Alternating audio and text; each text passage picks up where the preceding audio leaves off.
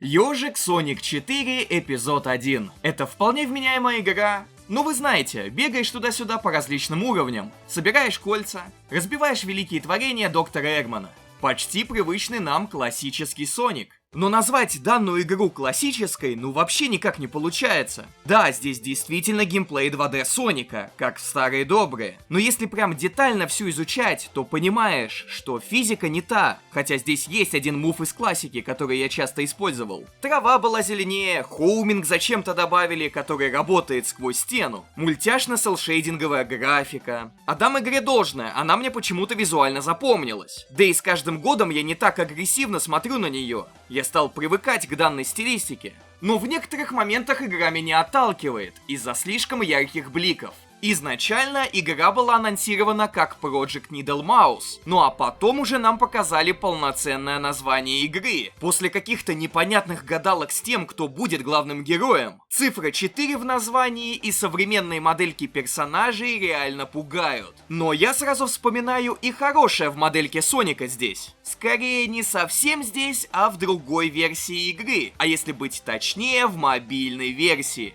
В одной из первых версий мобильного Соника 4 использовалась слегка переработанная моделька из Sonic Rush Adventure и Sonic Colors для платформы Nintendo DS. И выглядит моделька круто, и Соник даже достает iPhone или iPod из своего хвоста. Я честно до сих пор не понимаю, что у него в руках. Вообще игра, походу, изначально должна была выйти исключительно для мобильных устройств. Судя по тому, что в казино уровне нарочно оставили надпись, которая скорее всего является кодовым названием игры. Sonic the Portable, то есть портативный Соник. А про хронологическое расположение игры я вообще молчу. Я до сих пор не понял, в каком времени происходят события. Персонажи выглядят современно, но если верить странице игры в Steam, то события происходят после Sonic Knuckles. В самой игре вообще мало чего сказано, всего лишь 3 предложения, где сказано, что Эгман снова хочет создать Эгманленд, превращает зверушек в роботов и хочет отыскать изумруды хаоса. А Соник единственный, ага, конечно, сможет его остановить. А если прочитать кусок сюжета из фандом Вики, то станет ясно, что Соник спустя года после инцидента на острове Ангела почему-то решил изучать новые окрестности в одиночку,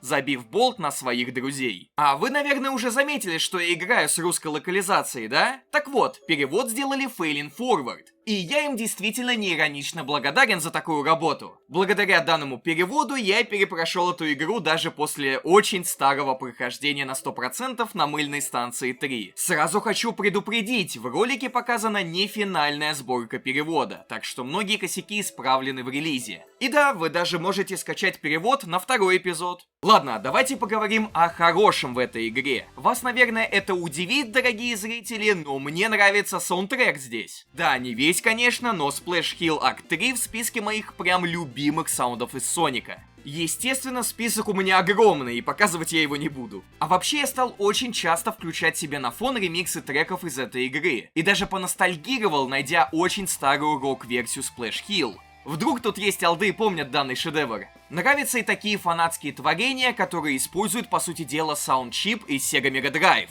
Слишком много про музыку я наговорил, давайте лучше о главном, на мой взгляд. Об уровнях. Уровней в игре не так много, но некоторые достаточно интересные, если учитывать возможный низкий бюджет, который был у разработчиков, и вспоминая тему того, что игра должна была выйти только для мобилок. Пробежимся по локациям и поговорим о их уникальности. У всплеска холмов есть лианы на втором акте, благодаря которым можно перемещаться наверх, и зиплайны на третьем акте, сам уровень выглядит реально красиво. Босс отдает дань классике и на второй фазе чутка меняется. В целом локация хорошая, со своим прикольным вайбом. В азартном районе, что логично, все приколы из казино. От всеми любимых флипперов, бамперов и слот-машин с джекпотами, до переворачивающихся карточек и пушек. Босс тут напоминает о Sonic 2, и его я победил без каких-либо проблем. В затерянном лабиринте есть в первом акте гигантские шары, которые выступают как препятствия и средства для перемещения. А во втором акте вообще Соник иногда катается на вагонетке, перепрыгивая препятствия.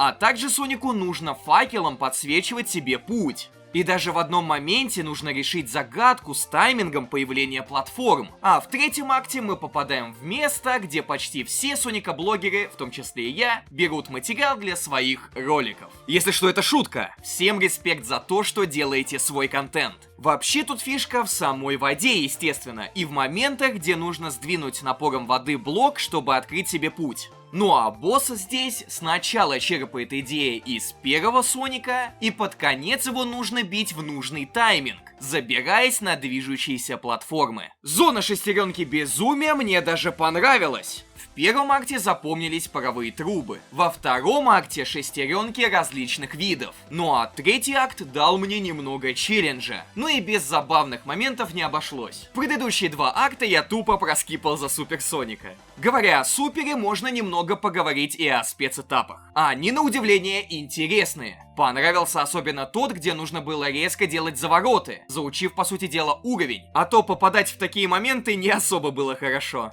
Ну а седьмой изумруд вообще, можно сказать, мини-хаб из некоторых отрывков предыдущих спецэтапов. Возвращаясь к Mad Gear Zone, там как бы босс из Sonic 2, только добавили скоростную финальную фазу данному боссу. Вы, наверное, уже поняли, что разработчики мало чего оригинального в этой игре сделали по теме боссов. После данного уровня включается катсцена, где Соник, преследуя Эгмана, использует ракету Тейлза. Почему? И отправляется в Экс-станцию. Финальный уровень — это реран всех предыдущих боссов, и в конце нас встречает финальный босс из Sonic 2 с большим количеством жизней и немного другими приемами. Побеждаем его и убегаем из яйцевой станции. Далее, как в самой первой игре, Соник, немного пробежав справа налево первый уровень, останавливается и прыгает на экран с выражением «Удалите меня из этой игры, пожалуйста!». Затем идут титры, в которых скриншоты игры как будто из какой-то бета-версии. А после них Соник намекает на то, что зря мы играли в эту игру. А затем вообще убегает.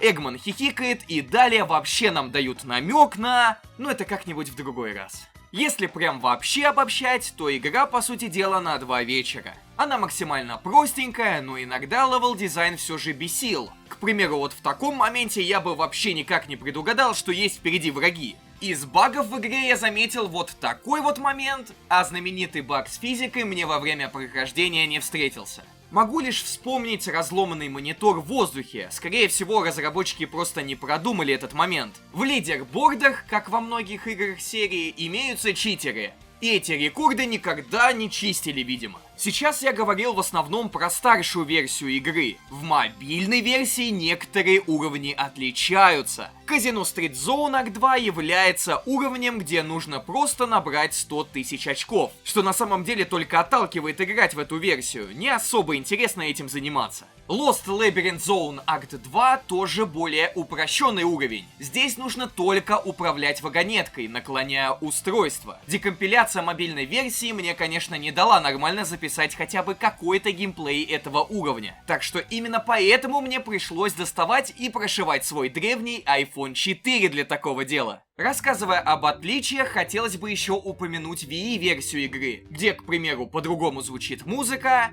и имеется очень прикольная моделька Соника, немного похожа на модель из Past Gen версии Unleashed.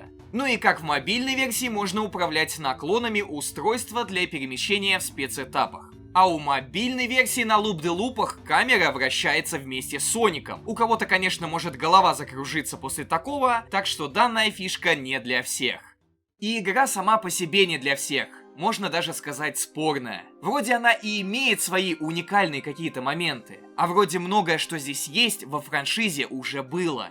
И вот вроде этот ролик изначально планировался шуточным, но мне даже теперь как-то грустно, что данная игра существует в том виде, в каком она вышла. По сути дела, развивающийся мобильный гейминг формально уничтожил эту игру. Если бы она не имела цифру 4 и была бы сборником старых уровней в другом арт-дизайне и называлась портативным, наверное, ее бы не хейтили. И после этого ролика я бы хотел запомнить ее именно так, как я и описал чуть ранее. Так будет, наверное, намного лучше.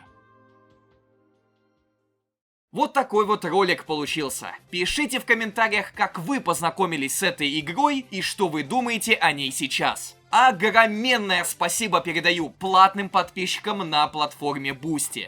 Спасибо за просмотр! Не прощаемся!